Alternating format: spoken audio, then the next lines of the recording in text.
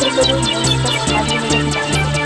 நமது விரிவான செய்திகளுக்கு செல்ல முன்னர் முதலில் இன்றைய தலைப்புச் செய்திகள்.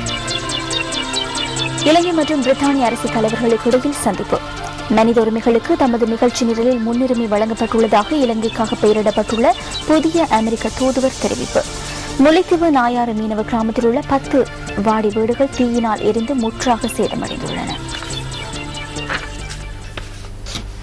இனி விரிவான செய்திகளில் முதலில் உள்நாட்டுச் செய்திகள். பிரித்தானியாவிற்கான விஜயத்தில் ஈடுபட்டிருந்த ஜனாதிபதி மஹிந்த ராஜபக்ச மற்றும் அந்த நாட்டு பிரதமர் டேவிட் கேமரூன் ஆகியோருக்கு இடையிலேயே நேற்று கலந்துரையாடல் இடம்பெற்றுள்ளது. 2ஆம் எலிசபெத் மகாராணியின் வைர விழா கொண்டாட்டங்களில் கலந்து கொள்வதற்காக லண்டன் சென்றிருந்த போது 2 நாட்டு தலைவர்களும் சந்தித்துள்ளதாக ஜனாதிபதி ஊடக பிரிவு அறிவித்துள்ளது. பிரித்தானிய பிரதமருடன் நடைபெற்ற கலந்துரையாடலின் போது இலங்கையின் தற்போதைய நிலைமை, நாட்டின் அபிவிருத்தி செயற்திட்டம் ஆகிய விடயங்கள் குறித்து ஜனாதிபதி தெளிவுபடுத்தியுள்ளார். இந்த கலந்துரையாடலின் போது ஐக்கிய ராஜ்யத்திற்கான இலங்கையின் உயர்ஸ்தானிகர் டாக்டர் கிறிஸ் நோனிஸும் கலந்து கொண்டுள்ளார். இதனையடுத்து ஜனாதிபதி லண்டனில் இருந்து நேற்றிரவு இத்தாலியின் ரோம் நகரம் நோக்கி புறப்பட்டுச் சென்றதாக ஜனாதிபதி ஊடக பிரிவு தெரிவிக்கின்றது. ரோமில் இலங்கை தூதரகத்தினால் ஏற்பாடு செய்யப்பட்டுள்ள நிகழ்வொன்றிலும் இன்று ஜனாதிபதி மஹிந்த ராஜபக்ச கலந்து கொள்ள உள்ளார். மனித உரிமைகளுக்கு தமது நிகழ்ச்சி நிரலில் முன்னுரிமை வழங்கப்பட்டுள்ளதாக இலங்கைக்காக பெயரிடப்பட்டுள்ள புதிய அமெரிக்க தூதுவர் மிச்சல் சீசன் தெரிவித்துள்ளார். யுத்தம் இடம்பெற்ற காலப்பகுதியில் இலங்கையில் சர்வதேச மனிதாபிமான சட்டங்கள் மீறப்பட்டுள்ளதாக பாரிய குற்றச்சாட்டுகள் முன்வைக்கப்பட்டுள்ளதாக அவர் கூறியுள்ளார். இது தொடர்பாக விசாரணைகள் தாமதமாகியுள்ளமை நல்லிணக்கம் செயற்பாடுகளிலும் தாமதத்தை ஏற்படுத்தியுள்ளதாக சீசன் சுட்டிக்காட்டியுள்ளார் என வெளிநாட்டு ஊடக தகவல்கள் குறிப்பிடுகின்றன. மோதல் இடம்பெற்ற பிரதேசங்களில் இருந்து இராணுவத்தினரை வெளியேற்றல் மற்றும் வடக்கில் மாகாண சபை தேர்தலை நடத்துவதற்கான திகதி நிர்ணயம் போன்ற விடயங்கள் குறித்து அமெரிக்கா கவனம் செலுத்தியுள்ளதாகவும் இலங்கையின் புதிய தூதுவராக பெயரிடப்பட்டுள்ள சீசன் கூறியுள்ளார். மிச்சல் சீசன் ஈராக்கிற்கான அமெரிக்க தூதுவரத்தின் பிரதி சட்ட வரையராக கடமையாற்றி வருவதுடன் அதற்கு முன்னர் அவர் லெபனான் மற்றும் ஐக்கிய அரபு ராஜ்யத்தின் தூதுவராகவும் பொறுப்பு வகித்திருந்தார். வெள்ளவத்தை மற்றும் நாவல் ஆகிய பிரதேசங்களில் இன்று காலை கடும் காற்று வீசியுள்ளது. வெள்ளவத்தை பிரதேசத்தை ஊடுருத்து வீசிய கடும் காற்றினால் போலீஸ் மோசடி தடுப்பு பிரிவில் சொந்தமான கட்டடத்தின் கூரைக்கு சேதம் ஏற்பட்டுள்ளதாக போலீஸ் ஊடக பேச்சாளர் போலீஸ் அத்தியட்சகர் அஜித் ரோஹன கூறினார். இதன்போது காயமடைந்த போலீஸ் உத்தியோகத்தர் ஒருவர் வைத்தியசாலையில் அனுமதிக்கப்பட்டுள்ளதாகவும் அவர் குறிப்பிட்டார்.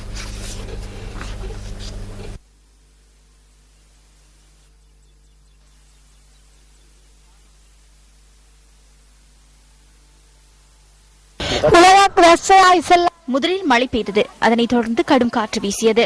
நாங்கள் எமது பிள்ளைகளுடன் இருந்தோம். கூரை அள்ளுண்டு சென்றது. இடி மின்னலுடன் மழை பெய்தது. அத்துடன் கடும் காற்றும் வீசியது. இடியுடன் மழை பெய்தது. அதனைத் தொடர்ந்து சுழல் காற்று வீசியது. எமது வீட்டின் கூரையும் அயலவர்களது வீடுகளின் கூரைகளும் காற்றில் அள்ளுண்டு சென்றன.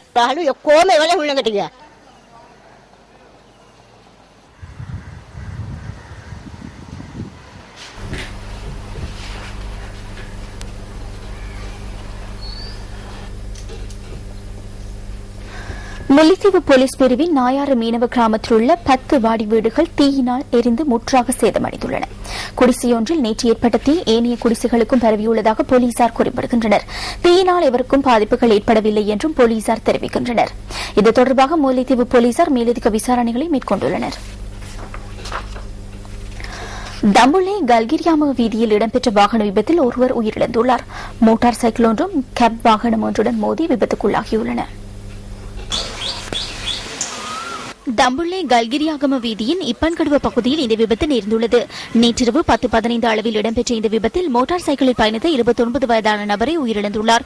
விசேட அதிரடிப்படையினருக்கு சொந்தமான கேப் வண்டி ஒன்று மோட்டார் சைக்கிளுடன் மோதியுள்ளதுடன் கேப் வண்டியின் சாரதி கைது செய்யப்பட்டுள்ளதாக போலீசார் குறிப்பிட்டனர். உயிரிழந்தவரின் சடலம் தம்புள்ளை வைத்தியசாலையின் பிரேத அறையில் வைக்கப்பட்டுள்ளது.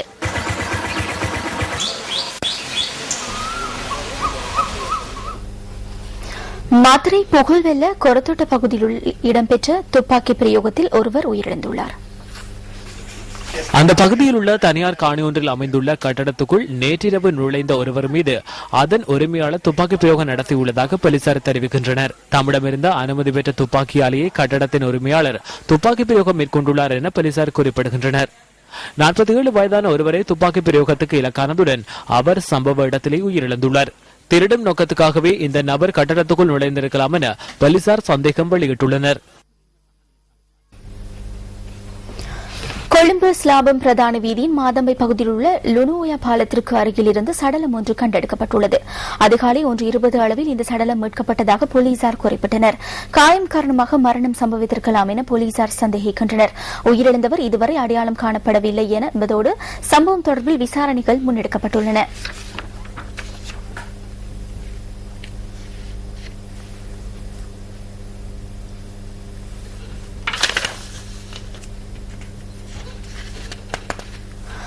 பல்கலைக்கழகங்களில் கல்விசாரா ஊழியர்கள் 25% சம்பள உயர்வை கோரி நேற்று ஆரம்பித்த போராட்டம் தொடர்ந்தும் முன்னெடுக்கப்படுகின்றது.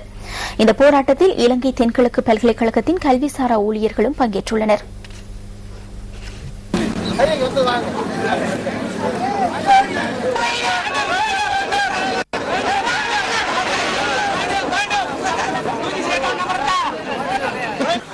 தென்கிழக்கு பல்கலைக்கழகத்தின் கல்விசாரா ஊழியர்கள் இன்று காலை 10 மணியளவில் இந்த போராட்டத்தை ஆரம்பித்தனர். பல்கலைக்கழகத்தின் நுழைவாயில் முன்பாக அவர்கள் ஆர்ப்பாட்டத்தில் ஈடுபட்டனர்.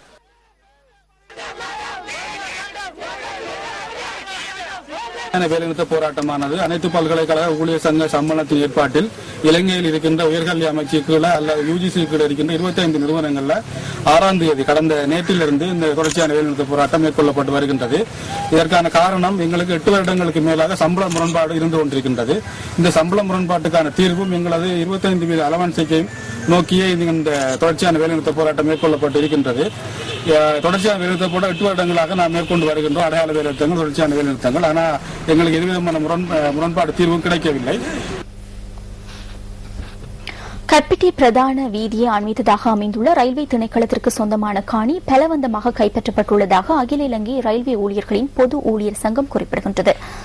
பாலாவி ரயில் நிலையத்திற்கு அருகிலேயே இந்த காணி அமைந்துள்ளதாக அந்த சங்கம் சுட்டிக்காட்டுகின்றது. புத்தளம் பிரதேச சபையின் உறுப்பினர் ஒருவராலேயே இந்த காணி கைப்பற்றப்பட்டுள்ளதாக அகில இலங்கை ரயில்வே ஊழியர்கள் பொது ஊழியர்கள் சங்கத்தின் தலைவர் SP விதானிக்கு கூறினார். இது தொடர்பாக ஆராய்வதற்கு சென்ற ஸ்லாபம் ரயில்வே பாதுகாப்பு பிரிவின் உத்தியோகத்தர்களை வடமேல் மாகாண சபையின் உறுப்பினர் ஒருவரும் சேர்ந்து விரட்டி அடித்துள்ளதாக அவர் குறிப்பிட்டார். அந்த காணியில் அனுமதியற்ற நிர்மாணம் மேற்கொள்ளப்பட்டு வருவதாகவும் SP விதானகே தெரிவித்தார். இது தொடர்பாக ரயில்வே திட்டமிடல் பணிப்பாளர் விஜய சமரசிங்கவிடம் தொடர்பு கொண்டு வினவிய போது இந்த விடயம் குறித்து ஆராய்ந்து உடனடியாக தேவையான நடவடிக்கைகளை மேற்கொள்வதாக குறிப்பிட்டார்.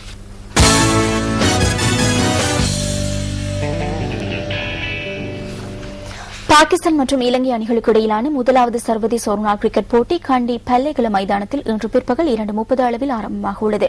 போட்டியை சிறந்த முறையில் எதிர்கொள்ள தாம் தயாராக உள்ளதாக பாகிஸ்தான் அணித்தலைவர் மிஸ்பாஹுல்லா கூறுகிறார். இதேவேளை ஆரம்ப துடுப்பாட்ட வீரர்கள் தொடர்பாக இன்றைய தினம் தீர்மானிப்பதாக இலங்கை அணித்தலைவர் மஹேல ஜெயவர்தன கூறியுள்ளார். இலங்கை பாகிஸ்தான் அணிகளுக்கு இடையிலான இந்த தொடரில் 5 போட்டிகள் இடம்பெறவுள்ளன. இதில் முதலாவது போட்டி கண்டி பல்லேகல மைதானத்தில் இன்று நடைபெறவுள்ளது. இலங்கையில் இவ்விரு அணிகளுக்கும் இடையில் இதுவரை 17 போட்டிகள் நடைபெற்றுள்ளதுடன் அதில் 11 போட்டிகளில் பாகிஸ்தான் அணி வெற்றியீட்டியுள்ளது. இலங்கை அணி 4 போட்டிகளில் வெற்றியீட்டியுள்ளதுடன் 2 போட்டிகள் வெற்றி தோல்வியின்றி நிறைவு பெற்றுள்ளன. இவ்விரு அணிகளுக்கும் இடையில் துபாயில் இறுதியாக நடைபெற்ற சர்வதேச ஒருநாள் கிரிக்கெட் தொடரை 4-1 என்ற ஆட்டக்கணக்கில் பாகிஸ்தான் வெற்றியீட்டியது. 2009ஆம் ஆண்டு சொந்த மண்ணில் இறுதியாக சர்வதேச ஒருநாள் கிரிக்கெட் தொடரில் பாகிஸ்தானை எதிர்கொண்ட இலங்கை 3-2 என்ற கணக்கில் வெற்றி பெற்றிருந்தது. இதேவேளை நிறைவடைந்த 20-20 கிரிக்கெட் போட்டியில் விளையாடாதிருந்த பாகிஸ்தானின் வீரர்களான மிஸ்பாஹுல்லாக், யூனுஸ் கான், அசார் சஃபிக், அசிஸ் சிமா மற்றும் அப்துல் ரஹ்மான் ஆகியோர் ஒருநாள் போட்டிகளில் விளையாட உள்ளனர். இலங்கையின் ஒருநாள் குழாமில் ரங்கன ஹேரத், நுவான் பிரதீப் ரோஷான், தில்ஹார பெர்னாண்டோ மற்றும் ஜீவன் மெண்டிஸ் ஆகியோர் இணைந்து கொள்ளப்பட்டுள்ளனர். முதலாவது போட்டி தொடர்பாகவே நாம் அதிக கவனம் செலுத்துவோம். நாங்கள் தொடரை வெற்றி கொள்ளவே எதிர்பார்க்கின்றோம். அது மாத்திரமன்றி போட்டியை சிறந்த முறையில் எதிர்கொள்ள வேண்டும். போட்டிக்கு போட்டி என்ன செய்வது என நாம் தீர்மானிக்கின்றோம். இலங்கை அணியை இலகுவாக எண்ண முடியாது. 4-1 என்ற கணக்கில் வெற்றி பெறுவோம் என்ற எண்ணத்தில் நாம் விளையாடவில்லை. ஏனெனில் இலங்கை மிகச் சிறந்ததொரு அணியாகும். எனினும் சிறந்ததொரு போட்டிக்கு நாம் தயாராகின்றோம். அணி என்ற ரீதியில் இந்த போட்டியை எவ்வாறு வெற்றி கொள்வது என்பது தொடர்பாக மாத்திரமே நாம் சிந்திக்கின்றோம். இலங்கையின் ஒருநாள் குழாமில் ரங்கன ஹேரத், நுவான் பிரதீப் ரோஷான், தில்ஹார பெர்னாண்டோ மற்றும் ஜீவன் மெண்டிஸ் ஆகியோர் இணைத்துக் கொள்ளப்பட்டுள்ளனர். இன்றைய போட்டியின் ஆரம்ப துடுப்பாட்ட வீரர்களாக களமிறங்க உள்ளவர்கள் குறித்து நேற்றைய தினம் நடைபெற்ற ஊடகவியலாளர் சந்திப்பில் மஹேல ஜெயவர்தனவிடம் வினவினோம். நாங்கள் இந்த விடயம் தொடர்பில் இதுவரை தீர்மானிக்கவில்லை. உரிய முறையில் விளையாடும் அணி ஒன்று முதலில் தெரிவு செய்ய வேண்டும். திட்டங்களின் பிரகாரமே நாங்கள் அதனை தீர்மானிக்க உள்ளோம். அந்த விளையாட்டு தகவலோடு நியூஸ் ஃபர்ஸ்டின் மதிய நேர பிரதான செய்திகள் நிறைவடைந்தன. நமது அடுத்த பிரதான செய்திகளில் இரவு 8 மணிக்கு ஒளிபரப்பாகும். வணக்கம்.